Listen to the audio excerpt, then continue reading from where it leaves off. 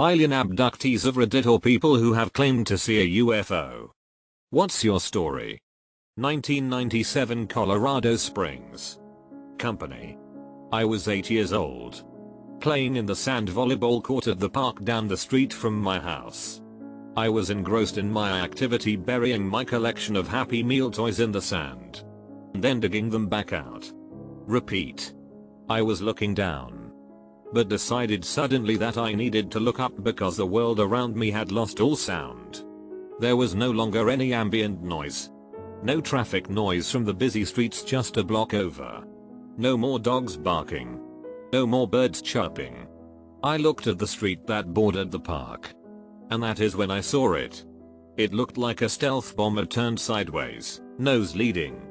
One wing down toward the road and the other pointed up at the sky. Completely shiny black in color.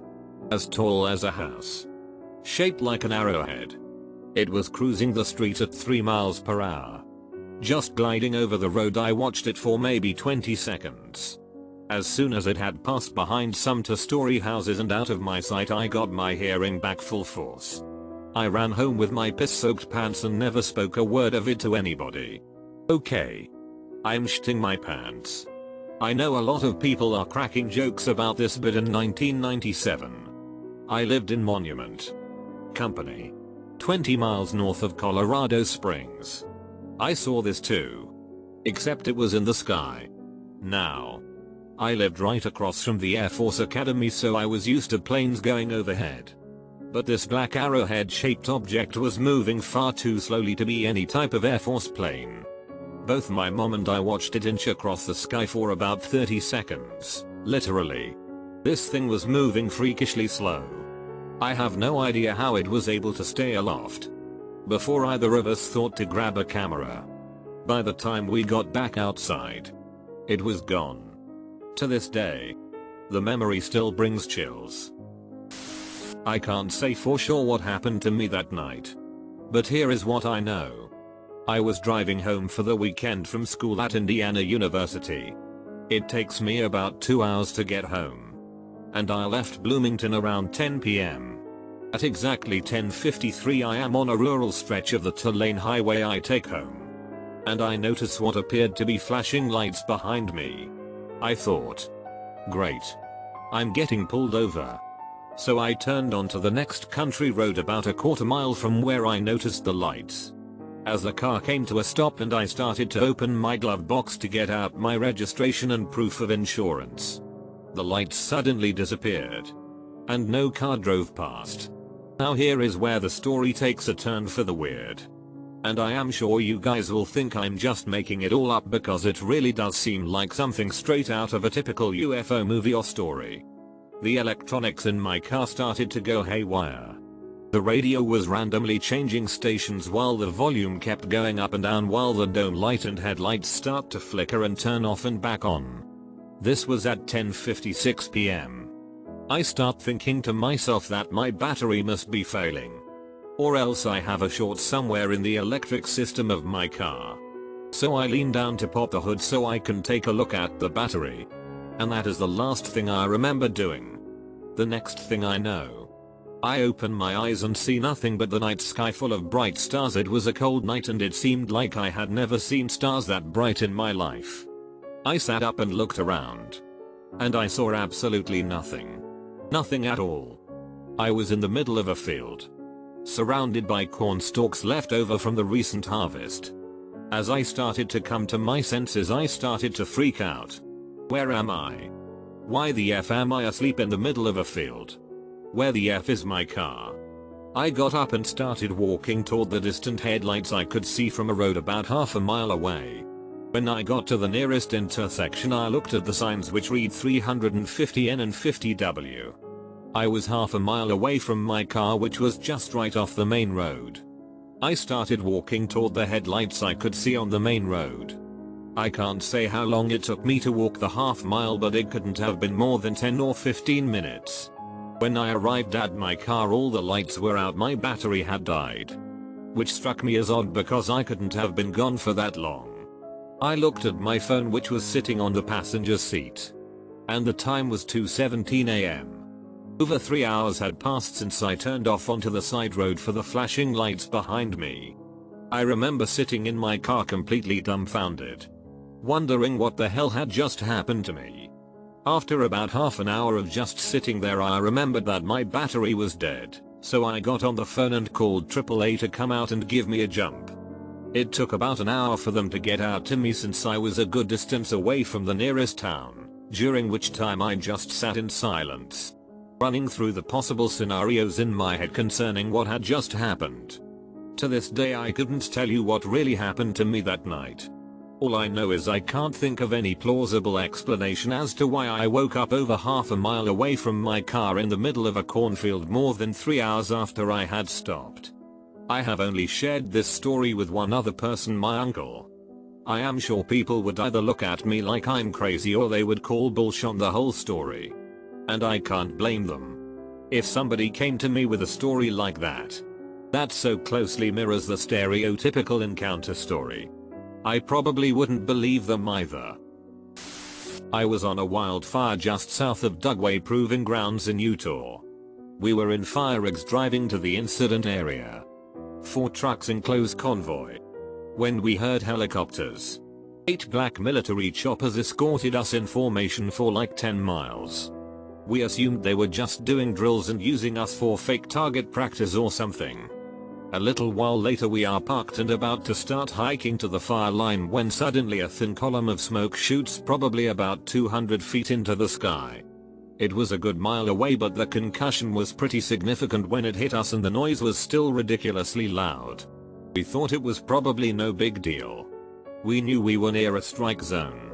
A good 5 minutes later an aircraft like nothing I have ever seen flew by us at maybe 500 feet. It was flat black and sort of rectangular but with fins and wells on the underside. It was moving pretty slow and was dead silent, so I have to assume it was some sort of stealth glider. It sounds ridiculous, but it immediately reminded me of a huge flying Batmobile. Tim Burton era. After that some military personnel got on our radio frequency and instructed us to leave the area immediately. When our crew chief asked who it was and why they signed off, and the incident commander, the guy in charge of managing the entire situation, came on the radios and said we were evacuating the area. They sent us to a completely different fire about 100 miles to the south and never told us why, except that it was higher priority, which was bullshit. It was already out when we got there and we just assisted crews in the mop-up operation. The thing that confuses me about this is that if the army didn't want us to see that shore, if it was dangerous, why didn't they keep us clear of the area in the first place? Either a communications breakdown or they had an ouch situation going down and had to get us out of there without warning. Really happy this didn't end with a Loch Ness monster. Okay. Here it goes. The first time I had ever seen anything I was 7 in Houston, Texas. I used to like to climb on top of my mom's Suburban in the driveway and stare at the stars. One night I saw an intensely bright floating light over the tree line probably about a half mile away. I hollered but nobody came to see it. I did not see anything else until March of 2008. This experience happened between the 10th and the 15th. But I can't give a specific date because I was up for 4 days trying to come up with some explanation to satisfy what I had seen. This was in Tuscaloosa, Alabama. My mother lived in a garden home community. All houses the same size. All 1 story. And you had great visibility distance wise. I walked out of my buddy's place at exactly 4 AM to a bright starry night. When I walked out, something caught my eye to the left of me. I looked over and saw a bright blue, yellow, green, white, red, orange strobing flashing light floating silently to the left. I stood in awe at it and did not want to go grab anyone because I didn't want to miss anything. I watched as it passed in front of the moon behind my friend's place and I saw the outline of the craft. It was a teardrop, sunflower seed type shape. And the craft seemed to have a light being transmitted from the top half of it. It was almost as if it was transmitting some type of light pattern upward. It also had a dark, thin, smooth line of exhaust that disappeared 50-75 feet behind it. This all occurred no less than 400 yards away from me. After it passed the moon, I ran inside and grabbed someone. He saw it, but it was too far away to make out what it was. I went home, which was only a few blocks away, and looked out from the driveway the same direction the first craft had come from. I saw two dim white lights slowly coming over the horizon at a slow pace heading towards me. I then ran inside and grabbed my mother out of bed. We stood there for about 20 minutes while 5 separate crafts flew over us. First came 2. Then 2. Then 1. About 6-7 minutes apart from each other. Maybe 20 miles per hour. Maybe 200 feet up. Completely silent. The way that they looked from underneath was each one had 2 huge bright white lights which were maybe 30-40 feet across each, but they were so bright it was hard to get a good estimate. They also had a pulsating red one between the white lights that dimmed and relit. I would estimate from the size of the white lights that each craft was maybe between 150 and 200 feet wide. The last craft that flew over us flew over lower and slower than the first 4 had. Then it made a noise. It let out a sound that to this day haunts me. It's hard to explain, but this was loud. The craft did it twice. These crafts flew directly over us, and I believe that the sound was an acknowledgement. Whatever was piloting it knew we were watching it. Kind of like a hello. I immediately started crying. I had no idea what I was looking at or had just heard. The second big experience I had occurred a couple weeks later. I was standing in my driveway smoking a cigarette listening to my iPod somewhere around 2 AM. I decided to pause my iPod to turn on the backlight. Waved my hand over it a couple times, making somewhat of a strobe pattern. I didn't hear anything. I didn't see anything come up. But I got that being watched feeling. I looked up. And directly above me was a trapezoid-shaped craft with rounded edges that had a dark red and black pulsating glowing outline. It was like flowing electricity. It was not even 75 feet up. I could have hit this thing with a rock. I stood there while it hovered directly above me, completely silent, for maybe 10-15 seconds while it made this kind of motion similar to the ball that Luke trained with in Star Wars. It hovered side to side, front to back in a smooth motion, never getting more than 20 feet away from its original position. It was extremely fascinating. But I was frozen stiff. After those few seconds, I waved one hand at it in a friendly manner. It then changed light pattern and hovered away behind my house. Upon deeper inspection, the fact that it knew that I saw it but made no effort to evade my detection makes me think it wanted me to follow it. Although I was too freaked out to think about that at the time. I was traveling back home with my mom from my aunt's house on a warm, sunny afternoon. While I was sitting in the passenger seat, an object just appeared in the sky a little to our left. We both saw it immediately. The size of it is what was shocking more than anything.